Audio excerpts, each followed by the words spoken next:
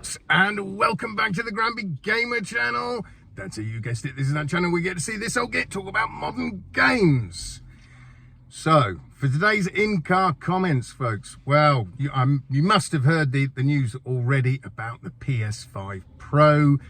It's definitely a thing, it's definitely coming. In fact, here is a picture of it.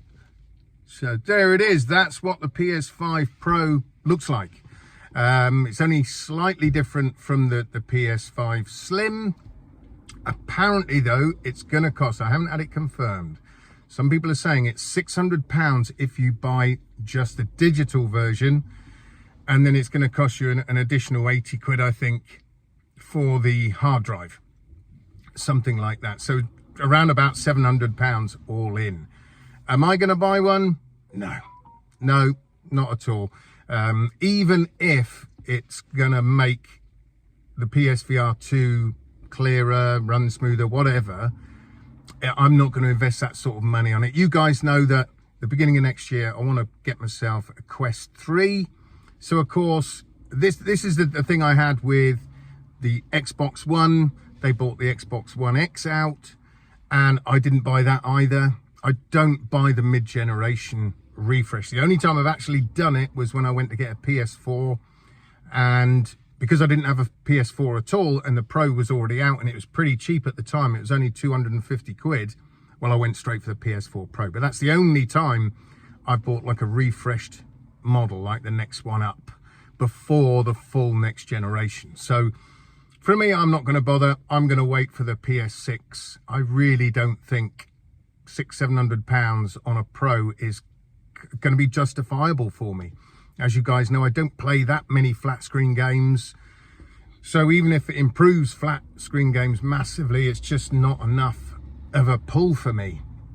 Apparently it's 45% more powerful than the standard PS5. So I'm sure it's going to be a good jump.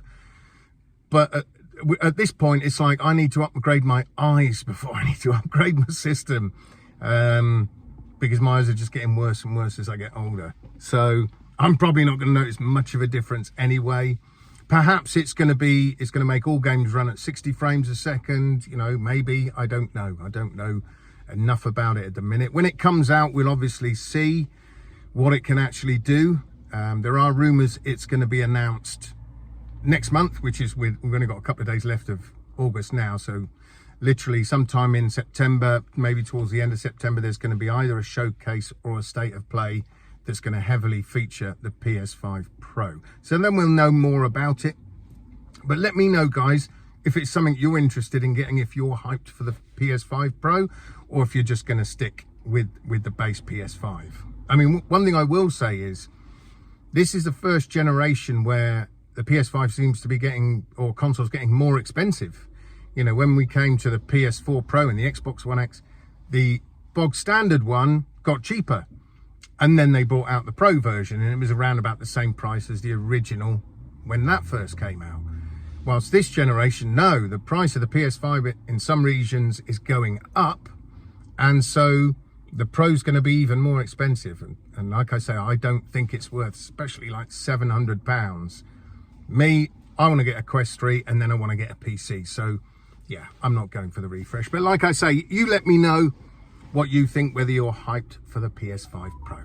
Now, another thing I wanted to talk about is a couple of games I've been trialing lately. I recently upgraded to the PS Plus Premium tier, just because I wanted to try out some of the VR games they've got on there that I don't necessarily want to buy yet, or I don't want to buy at all. I just thought I'd give them a try. I just downloaded that Before Your Eyes. I mean, it's only about 11 quid to buy, but it's free on PS Premium. So I haven't played it yet, but the two I have played, one that came out a little while ago called A Vampire Masquerade Justice. And then the next one I got, which has been out a long time, it was on the PSVR 1, was Gorn. So Gorn, if you haven't played it, and if maybe you're thinking of playing it, it depends what you're after. If you like melee combat games, I wouldn't get it. I just wouldn't get. I would stick with things like Swordsman or Legendary Tales. Far, far better. Gorn to me is just a bit of a silly game. You've got these silly muscle-bound guys coming at you that have got the legs of a 2-year-old toddler. They can hardly walk and they keep falling over, and then you just sort of smash them. It's very cartoony, their eyes fly out their head. So it is gory, but only in a cartoony sense. I would say this game's good for maybe an hour or two. The trial of it was for an hour. I didn't even get through that. I played about 25 minutes, half an hour. It's like, yeah, okay, yeah, we'll leave that one. Now, however, though, Justice, a Vampire Masquerade, I can't remember which way it is. Is it Vampire Masquerade Justice or Justice a Vampire Masquerade? Don't know. But I was really pleasantly surprised by this one. I really, really was. Because it reminded me, when I saw any reviews or trailers, it reminded me too much of the Dishonored games. It looked very much graphically like those. Now, I didn't really get on with the Dishonored games. I bought the second one back when it released. Was that 2012, 2013?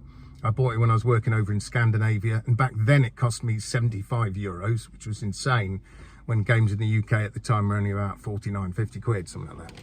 Anyway, I didn't really get on with it. I didn't like the art style. It didn't draw me in. So whenever, like I said, I've seen reviews of this Justice, I was like, yeah, it looks a bit too much like that. But when I jumped into it, because I got a trial of it for half an hour, you'll find that trial on my Twitch site, my Twitch channel. It's got that trial on there and the trial of Gorn on there. I was really pleasantly surprised by the graphics. It looks way, way nicer than I expected it to in the headset. Very, very nice graphics. The music and atmosphere are really good. What I've heard so far, don't forget I've only played it half an hour. The voice acting seems perfectly serviceable. I have heard some people say that the voice acting's not great, but I haven't heard anything yet that puts me off of that voice acting. The gameplay at the minute, I haven't really unlocked anything. I can jump gaps as missed, and I can attack people as missed. I've eaten a few rats, which is quite cool. You just pick them up and bite them, and then they just instantly die, and you throw them away. I haven't bitten any people yet. Haven't got round to doing that.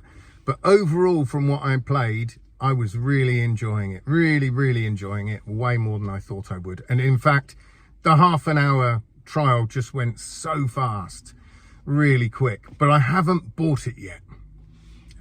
Mainly because I'm still playing other games.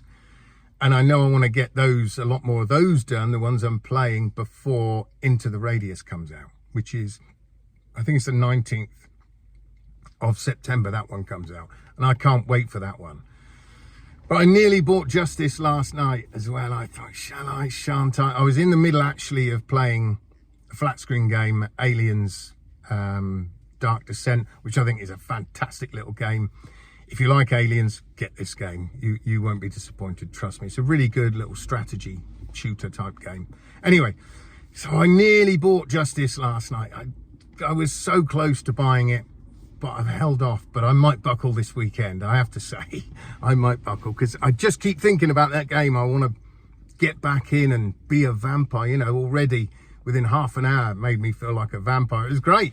I mean, I used to love daydreaming that I was a vampire when I was a kid, going around biting all the bullies in schools and hex.